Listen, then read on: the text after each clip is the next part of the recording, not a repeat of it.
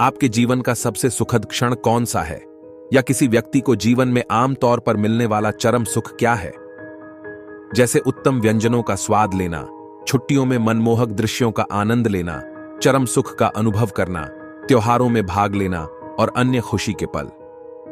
अब आइए एक ऐसे परिदृश्य पर विचार करें जहां अगले मिनट में 9 बच्चे पैदा होने वाले हैं। आपके पास इन 9 बच्चों को वह प्रदान करने का अवसर है जिसे आप जीवन का सबसे बड़ा सुख मानते हैं। हालांकि बदले में इनमें से एक बच्चे को कैंसर की चुनौती का भी सामना करना पड़ेगा। मेरा मतलब है कि एक पल के लिए कल्पना कीजिए कि अगर हम उन 9 बच्चों को इसी क्षण आपके सामने व्यवस्थित कर सकें, क्या आप स्पष्ट विवेक के साथ उन्हें जीवन की क्षणभंगुर खुशियां प्रदान करके उनमें से एक बच्चे को चुनकर उसकी मासूम आंखों में देखकर उसे बता सकते हैं कि उसे कैंसर का दर्द सहने का बोझ उठाना होगा? क्या आप मानते हैं कि जीवन का आनंद कैंसर के बोझ और पीड़ा की भरपाई कर सकता है?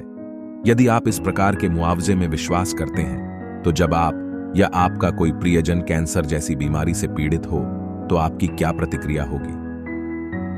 क्या आप ऐसी स्थितियों से बचने के लिए अपने जीवन के सभी अनमोल आनंदमय क्षणों का बलिदान करने को तैयार नहीं होंगे? यदि आप मुआवजे के इस विचार से सहमत नहीं हैं, तो आप दर्द के कष्टदायी और अमानवीय स्तर से परिचित हो सकते हैं जो कैंसर रोगियों को अक्सर सहना पड़ता है।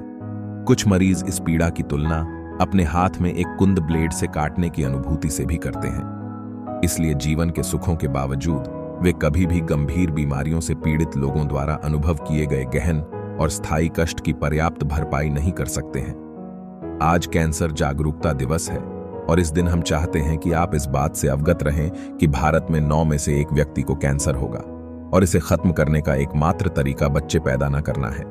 इस संभावना को ध्यान में रखते हुए कि आपका बच्चा इस तरह की पीड़ा झेलने वाला दुर्भाग्यशाली व्यक्ति बन सकता है, क्या उन्हें उस जोखिम में डालना नैतिक रूप से संदिग्ध नहीं होगा? क्योंकि रोकथाम हमेशा इलाज से बेहतर होती है। किसी और के जीवन के साथ जुआ न खेलें, अपने अजन्मे बच्चे को शाश्वत शांति में रहने दें।